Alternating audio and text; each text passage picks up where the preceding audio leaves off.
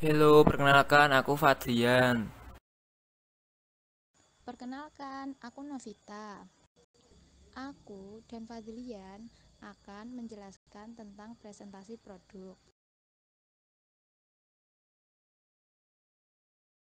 Sebelumnya kami dari kelompok 5 yang beranggotakan Novita Kurniawati, Raffi Muhaya Saputro, Eka Pramesti Widyaningrum, Fadlian Rizky Rainaldi, dan Latifah Ainun Naim. Apa sih presentasi itu?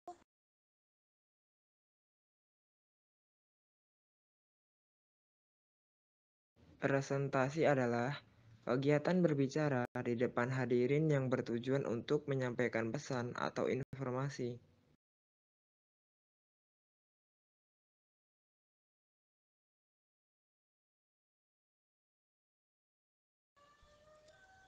Tujuan dari presentasi adalah: 1. Menyampaikan informasi. 2. Meyakinkan pendengar atau audien. 3. Mempromosikan produk. 4. Mempengaruhi pendengar. Lalu apa sih yang dimaksud presentasi produk? Presentasi produk adalah suatu kegiatan yang menjelaskan sesuatu kepada audiens tentang suatu produk tertentu, agar mereka bisa mengerti, memahami, dan melakukan apa yang diharapkan pembicara, yaitu penjualan. Nah, sebelum melakukan presentasi produk, ada tahapannya loh. Nah, tahapan-tahapan presentasi itu ada 4. Tahapan presentasi yang pertama yaitu pre-presentation atau persiapan presentasi. Sebelum melakukan presentasi kan diperlukan persiapan. Nah, beberapa persiapan harus disiapkan adalah penguasaan materi, persiapan diri dan tim, persiapan alat, dan persiapan dokumen. Setelah menyiapkan presentasi, tahapan yang kedua adalah opening and approach. Dalam tahapan ini, kita diharuskan untuk melakukan pembukaan dan pendekatan. Maksudnya, kita mengenalkan diri dan tim perusahaan kita sampai dengan menjelaskan maksud dan tujuan dari presentasi ke klien. Nah, lanjut ke tahap berikutnya. Tahap yang paling penting yaitu main presentation. Di tahap ini kita menyampaikan atau mempresentasikan suatu produk ke klien dengan tujuan agar klien mengerti, memahami, dan klien bertindak sesuai dengan apa yang kita harapkan.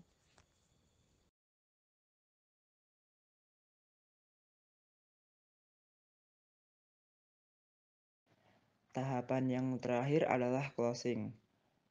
Tahap ini bukan berarti presentasi selesai, tetapi kita akan menguji sejauh mana hasil presentasi yang dilakukan.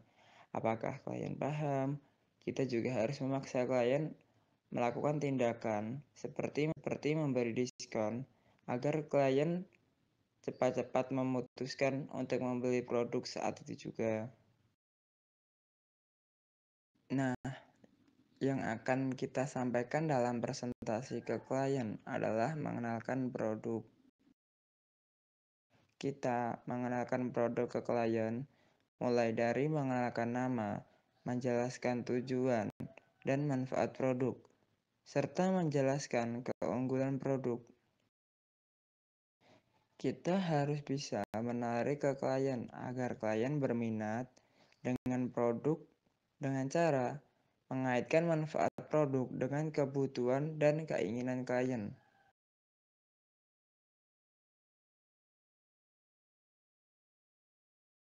Selain materi atau slide presentasi, keberhasilan presentasi juga ditentukan oleh teknik presentasinya loh. Apa saja sih teknik presentasi? Opening, berikan pembukaan seputar perkenalan, tim, dan tujuan presentasi. Kemudian lakukan pendekatan dengan membangun hubungan atau komunikasi yang akrab pada sesi ini. General case. Pada awal presentasi, mulailah dengan general case atau kasus-kasus umum yang sering terjadi, yang melatar belakangi munculnya produk tersebut. General solution. Berikutnya kita harus mempresentasikan materi yang berisi solusi dari sekian kasus-kasus tadi. Solusi harus bersifat general dan presentasikan bagaimana produk tersebut mampu memberikan sebuah solusi.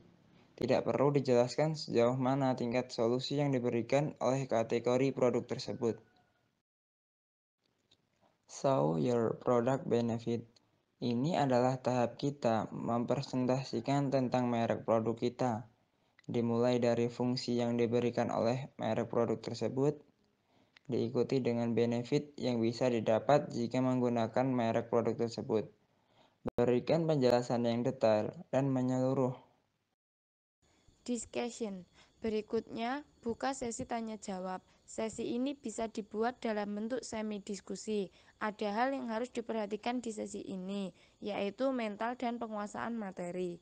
Jadi, siapkan mental Anda untuk setiap bantahan. Jangan sampai down. Presenter akan down saat tidak mampu menjawab pertanyaan, tidak mampu mengklarifikasi pernyataan dan bantahan peserta. Funneling, call to action.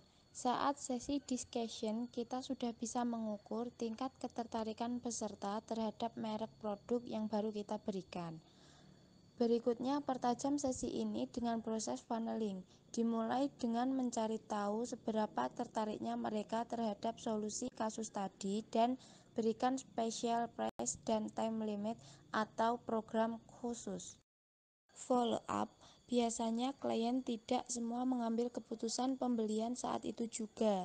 Maka dari itu penting bagi kita untuk melakukan follow up atas komitmen terakhir dari klien.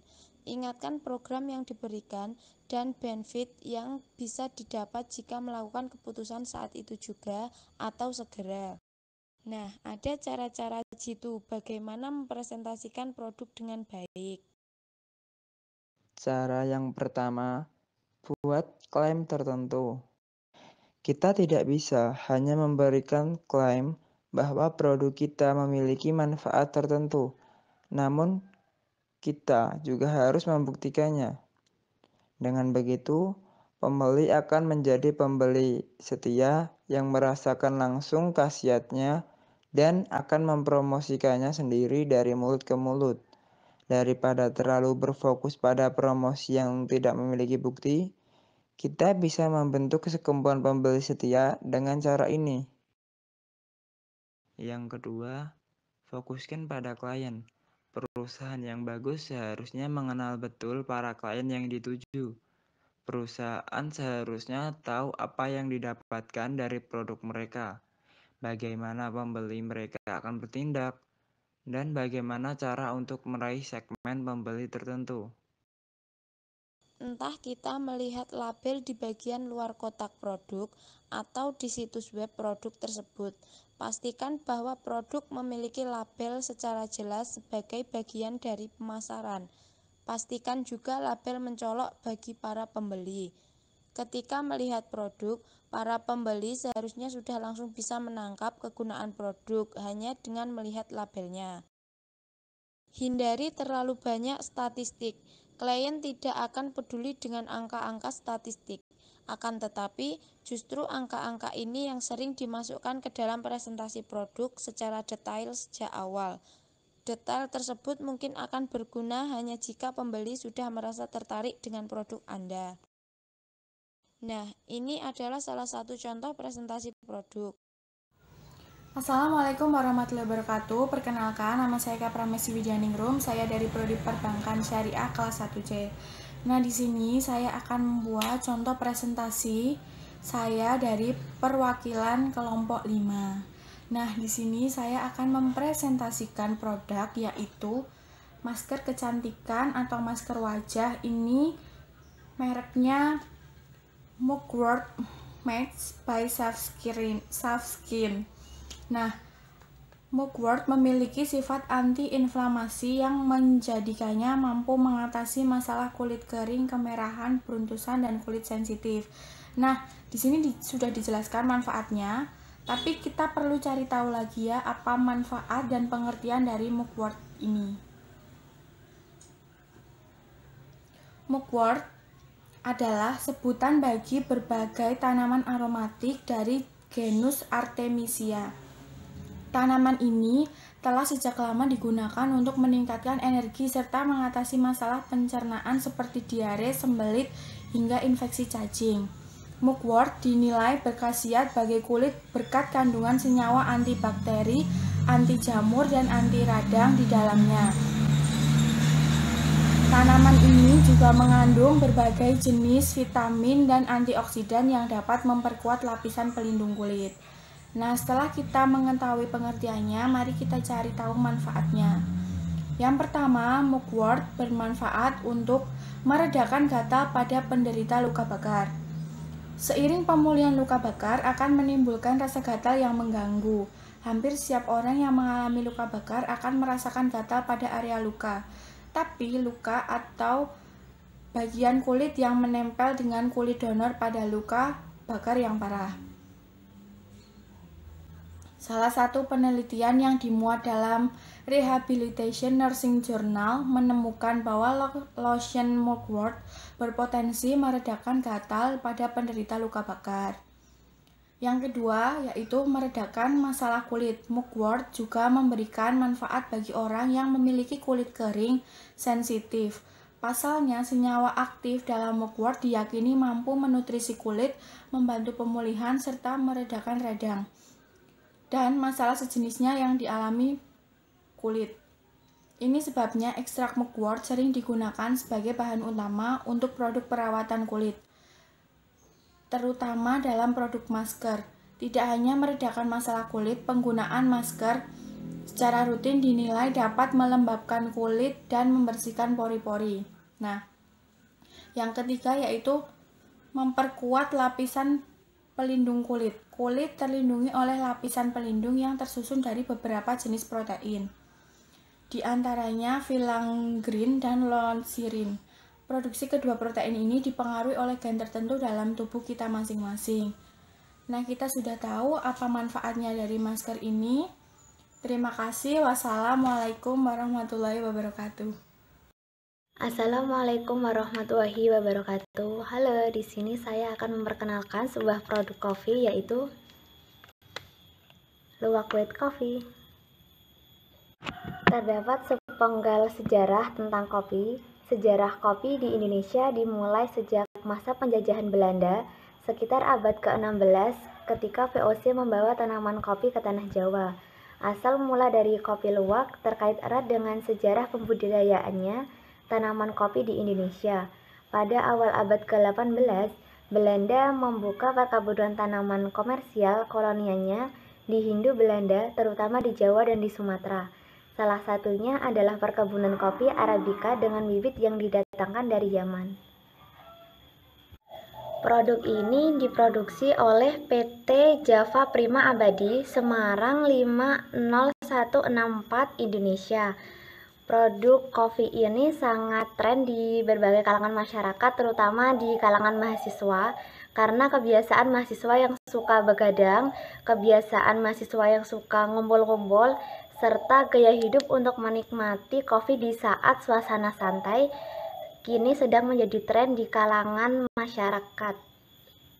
Komposisi sendiri dari Luwak White Coffee itu terdiri dari gula, creamer nabati, kopi instan 15%, air, susu kental manis, skim milk powder, gula bubuk, kokoa, ekstra kopi 32%, VC espresso ekstra 0,28%, emulsifier, kalium karbonat, perisa kopi.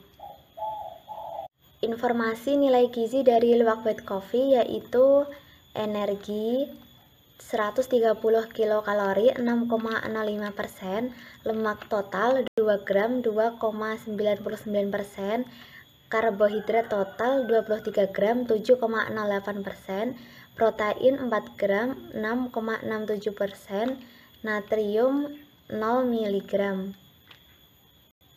Untuk sistem pemasaran dari luwak white coffee, pasar yang dituju yaitu untuk semua kalangan muda sampai orang dewasa. Tujuan pemasaran dari luwak white coffee yang pertama untuk mencari keuntungan, yang kedua memanfaatkan potensi yang ada, yang ketiga memberikan kepuasan kepada para konsumen, khususnya pasar baru.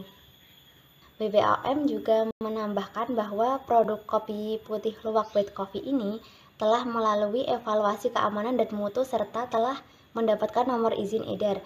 Jadi kalian jangan khawatir, kemasan luwak white coffee tidak hanya hadir dalam bentuk kemasan saset saja, tetapi juga terdapat kemasan botolan sehingga kalian lebih praktis. Luwak white coffee ini sudah hadir di berbagai pasar Indonesia serta toko-toko terdekat, hadir di supermarket serta Indomaret sehingga kalian lebih mudah untuk mendapatkannya. Luwak white coffee sangat cocok dinikmati untuk suasana santai.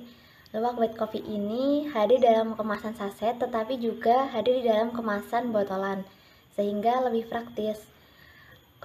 Luwak white coffee ini sudah hadir di berbagai pasar Indonesia serta gerai toko terdekat, hadir di supermarket serta Indomaret sehingga kalian lebih mudah untuk mendapatkan produk luwak white coffee ini. Untuk kalian penikmat kopi, jangan lupa cobain luwak white coffee ini karena aroma serta rasanya yang sangat khas. Sekian, wassalamualaikum warahmatullahi wabarakatuh. Setelah melihat contoh tadi, diharapkan kalian paham dengan materi presentasi produk. Sekian dari saya dan Fadlian. Bye.